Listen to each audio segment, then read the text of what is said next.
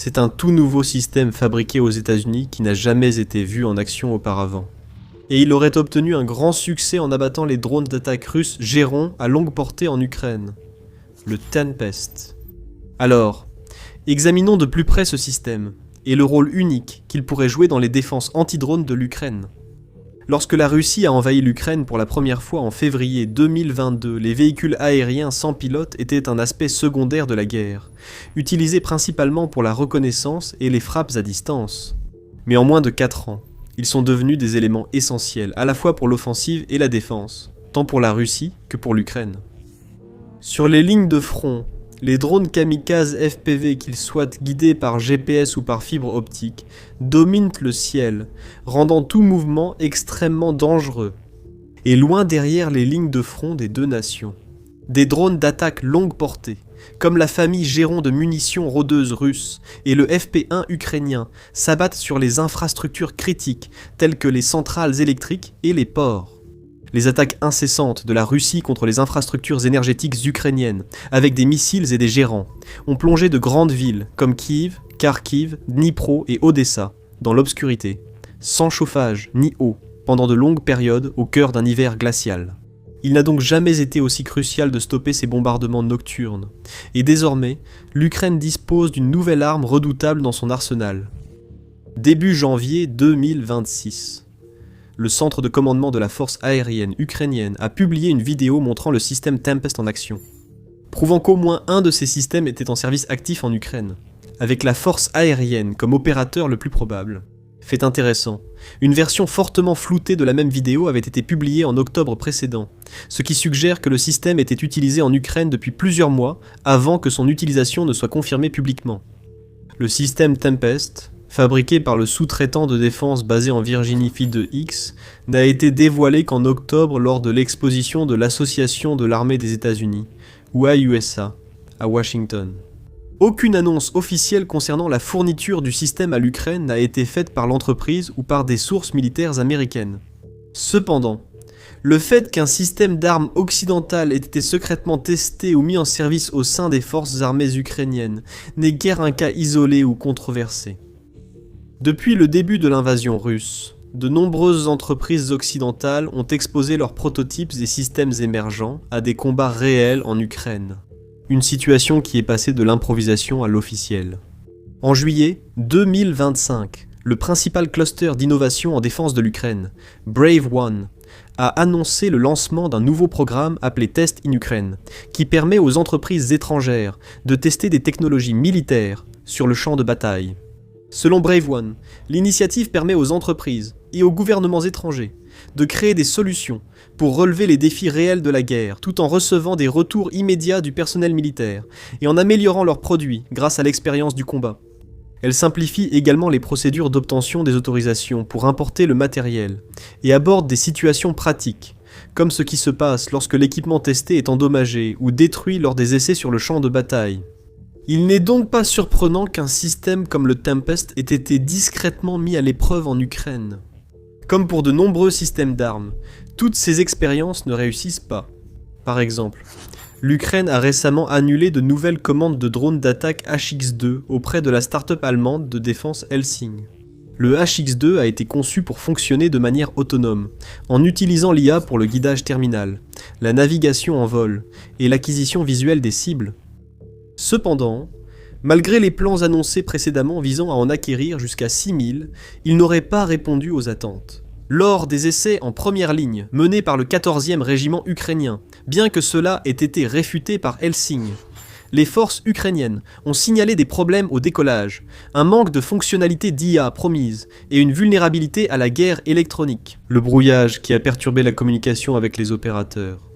D'après les informations limitées disponibles à ce jour sur ses performances, le Tempest semble être bien plus efficace. Sur les images du commandement de l'armée de l'air montrant le système Tempest, un opérateur est identifié par son indicatif d'appel. Shorty déclare « À ce jour, notre équipe a détruit 21 drones Shahed.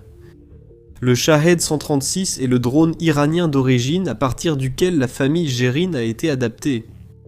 Cette machine garde le ciel sous contrôle, dit-il, ajoutant que son équipe avait auparavant été déployée dans les régions orientales de l'Ukraine, où ils ont détruit toutes les cibles qu'ils ont attaquées là-bas. J'aime voir la technologie de pointe prouver son efficacité au combat. Abonnez-vous à The Military Show. Nous démontons ces systèmes alors qu'ils fument encore. Qu'est-ce que le système Tempest ? Et pourquoi est-il une proposition intéressante pour la défense aérienne de l'Ukraine ? En résumé, le V2 Axe Tempest est un véhicule à haute mobilité équipé d'un lanceur pour AGM-114. Des missiles Hellfire qui ont été optimisés pour un rôle de lutte contre les systèmes aériens sans pilote, ou QAS. On comprend qu'il tire la variante Longbow du missile, qui transporte une ogive de 20 livres, et utilise un guidage radar au lieu d'un guidage laser pour suivre et atteindre les cibles. Le système combine un double lanceur Longbow avec le radar, le tout monté sur un châssis 4x4 hautement mobile, modulaire et léger. D'après V2X, il s'agirait apparemment d'un Cannon Maverick X3 SSV. La plateforme du buggy est construite à partir de composants commerciaux standards, ou COTS, offrant vitesse, modularité, précision létale et évolutivité dans une configuration légère, adaptée aux missions avancées de lutte contre les drones. C'est une philosophie de conception qui met l'accent sur la vitesse, la simplicité et la survivabilité. Le châssis 4x4 signifie que le Tempest peut manœuvrer facilement sur des terrains accidentés, suivant le rythme de l'infanterie mécanisée ou des unités des forces spéciales dans des environnements dynamiques. Son profil bas et sa grande agilité le rendent idéal pour des engagements rapides de type tirer et déguerpir, où les menaces sont détectées et interceptées. Et le véhicule se repositionne rapidement, avant que l'ennemi ne puisse riposter avec des tirs de contre-batterie ou un ciblage électronique. Ses capacités de tirer et déguerpir sont encore renforcées par la puissance de feu. Et oubliez les caractéristiques du missile Longbow que le Tempest tire. Conçu à l'origine pour les hélicoptères d'attaque AH-64D et Apache Longbow de l'armée américaine, c'est la variante la plus avancée de la famille des missiles Hellfire. Le missile est équipé d'un autodirecteur radar à ondes millimétriques actives, qui permet l'acquisition et l'engagement autonome des cibles dans toutes les conditions météorologiques, sans nécessité de guidage continu de l'opérateur. Avec une portée allant jusqu'à 8 km, le missile permet au Tempest de neutraliser des drones de classe 2 et 3 plus grands, des munitions rôdeuses, et même des hélicoptères volant à basse altitude. Pour garder le système compact, efficace et très ciblé, V2X a opté pour un radar de type RADA unique, au lieu d'une suite complète de capteurs à spectre large. Cela a parfaitement du sens compte tenu de la mission et de la spécialisation du système, même si un radar de type RADA est limité à une seule direction. Il fournit un suivi précis des cibles et des données de contrôle de tir pour le système de missiles, tout en maintenant la signature électronique du véhicule faible, ce qui lui permet de rester indétecté jusqu'à ce qu'il soit prêt à frapper. Ce type de radar n'est pas destiné à la surveillance de larges zones, mais plutôt à servir de centre d'engagement final, recevant des indications de sources externes dans l'environnement de combat en réseau. Et c'est exactement le type de dispositif de défense aérienne intégré dans lequel l'Ukraine le déploie, et où il pourrait offrir un avantage décisif pour repousser l'ennemi. La variété des menaces aériennes posées par la Russie, qui vont des avions de chasse et des bombardiers, jusqu'aux missiles balistiques et de croisière. Tirés de la terre, de la mer et des airs jusqu'aux drones de toute taille, les défenses aériennes ukrainiennes sont multicouches. Au cœur du mur anti-drone de l'Ukraine se trouve un réseau de systèmes de détection, comprenant des radars et des systèmes thermiques, qui identifient les drones entrants, les suivent et alertent les composantes du mur chargées de les abattre. Ceux-ci sont complétés par un réseau de systèmes de guerre électroniques, qui perturbent la navigation des drones, les forçant à se poser ou à manquer leur cible prévue. Ou même, dans certains cas, à retourner à l'expéditeur. En Russie, pour abattre les drones, la première couche est constituée des avions de chasse ukrainiens, y compris les Su-27 de l'époque soviétique, ainsi que les F-16 américains et les Mirage 2000 français. Les missiles tirés depuis ces avions se sont révélés assez efficaces pour abattre des cibles de grande valeur comme les missiles de croisière et balistiques. Cependant, l'Ukraine en possède peu. Ils sont coûteux à utiliser et à entretenir. Les stocks de missiles qu'ils tirent sont limités et ils ne sont pas rentables.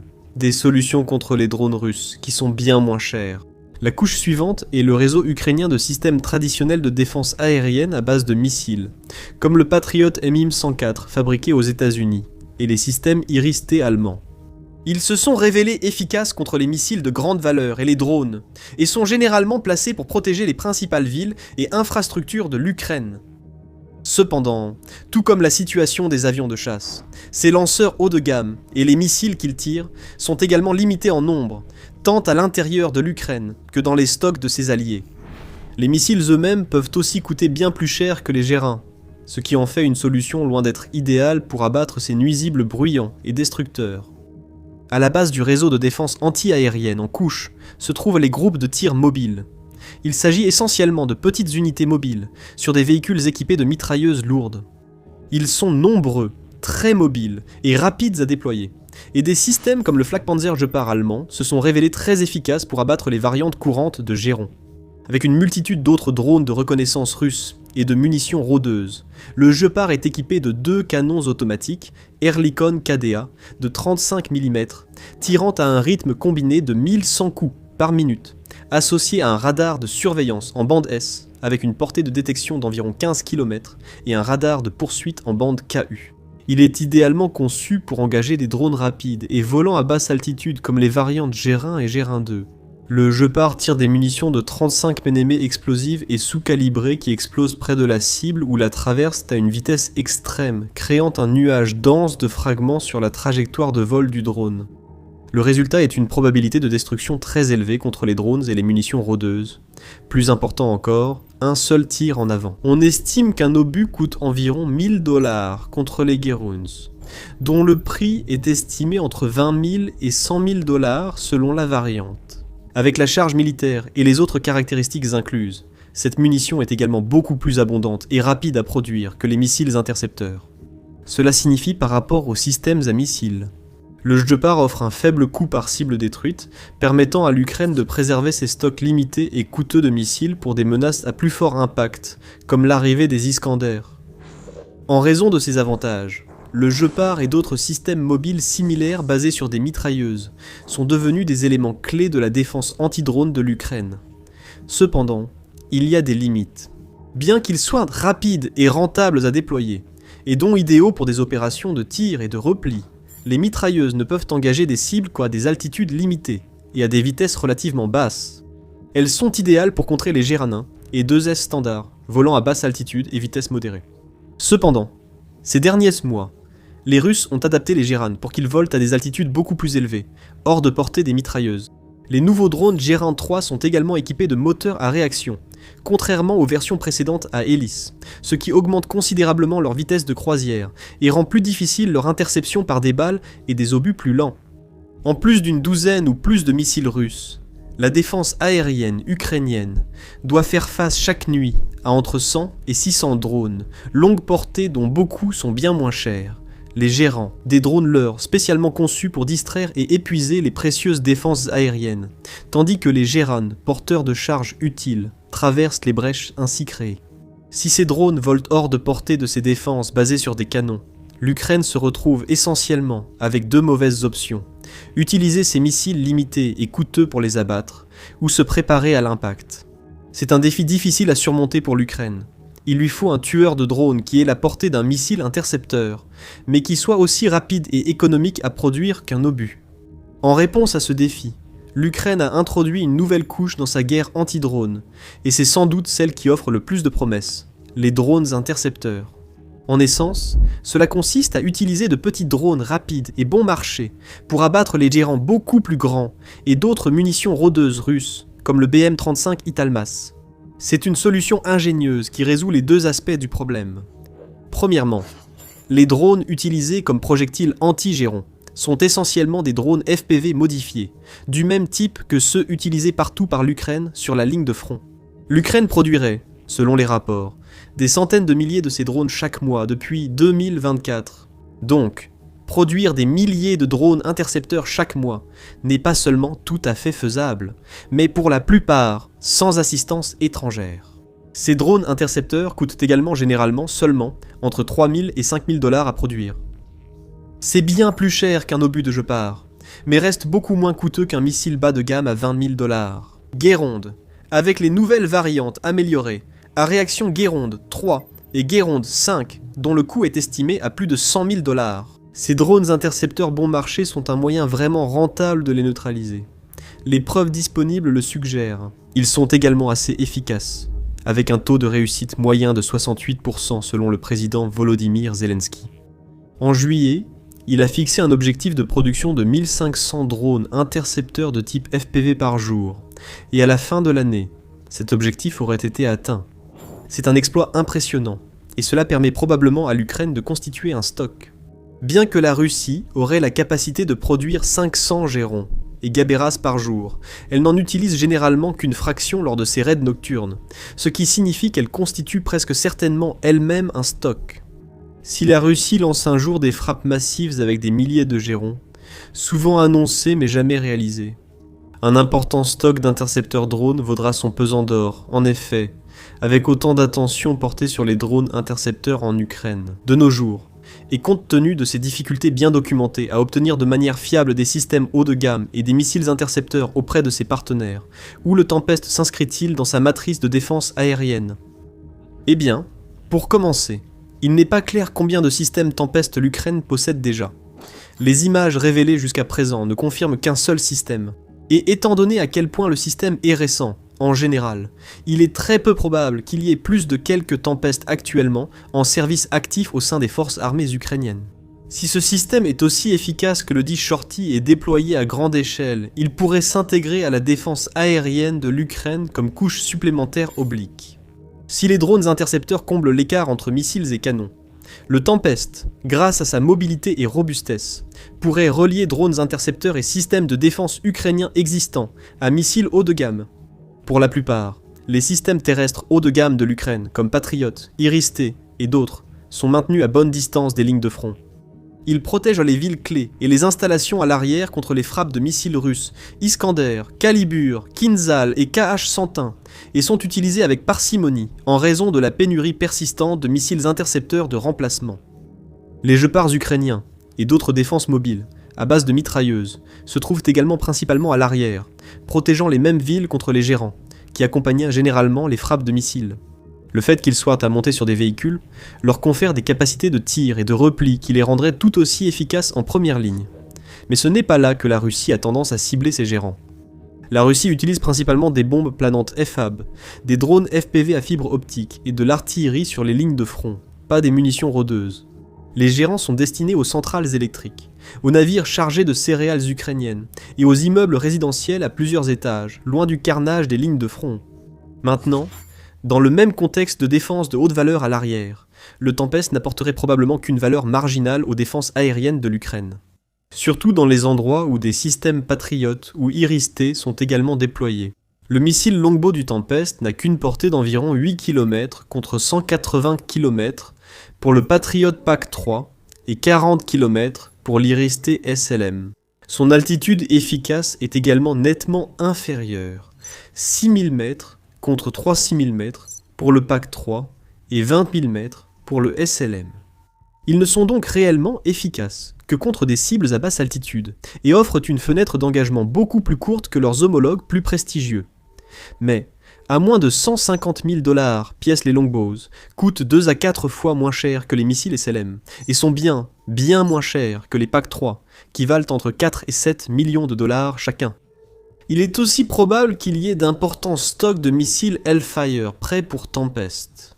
En 2021, plus de 87 000 Hellfire, toutes variantes confondues, avaient été produits, avec des estimations suggérant qu'environ 10 000 à 14 000 d'entre eux étaient spécifiquement des missiles Longbow, AGM-100, 14L, et beaucoup d'entre eux semblent ne pas encore avoir été utilisés, mais avec des Gepards plus rentables et des drones intercepteurs également en lice pour cibler les gérons volant à basse altitude. Il est difficile de justifier un déploiement massif du Tempest à l'arrière. Cependant, sur et près des lignes de front, le Tempest pourrait donner un avantage à l'Ukraine.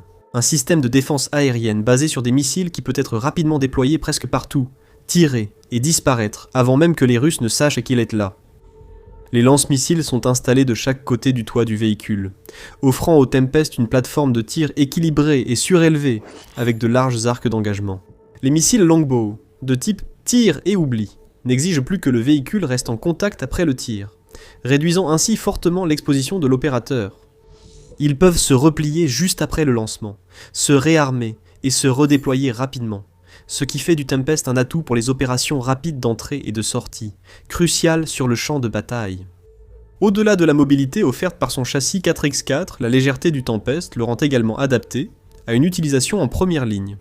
En plus d'être acheminé sur place, il peut être déployé depuis des avions de transport, déplacé par une logistique légère et maintenu grâce à des pièces disponibles dans le commerce.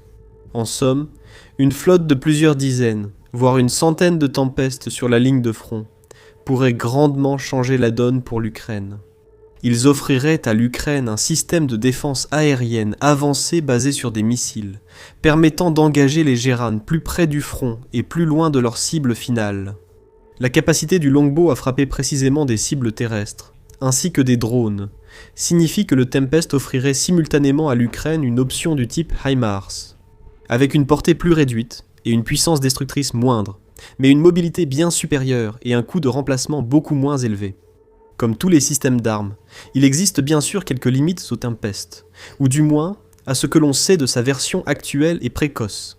Le champ de vision limité du radar le rend dépendant d'un réseau de capteurs plus vaste pour l'alerte précoce et les données sur les cibles. Cela signifie qu'il n'est pas totalement autonome, ce qui peut être une faiblesse. De plus, la charge utile de missiles du Tempest 2 signifie qu'il a une capacité limitée à répondre aux attaques de drones en essaim, à moins d'être déployé en nombre ou associé à des systèmes de soutien supplémentaires. Cependant, dans l'ère émergente de la guerre aérienne décentralisée et rapide, ces limites doivent être considérées davantage comme des contraintes tactiques que comme des faiblesses stratégiques. À ce stade, il ne fait aucun doute que comme tant d'autres systèmes d'armes, les capacités du Tempest actuel seront affinées et améliorées grâce à l'expérience de combat acquise en Ukraine. S'il tient sa promesse initiale en tant que tueur de Géron, on peut s'attendre à voir le Tempest utilisé beaucoup plus largement, tant en Ukraine que possiblement par l'armée américaine également. Bien sûr, nous vous tiendrons informés des développements du Tempest, comme nous le faisons pour tout le matériel militaire le plus innovant. Alors abonnez-vous à la chaîne pour ne rien manquer. Merci de nous avoir regardés.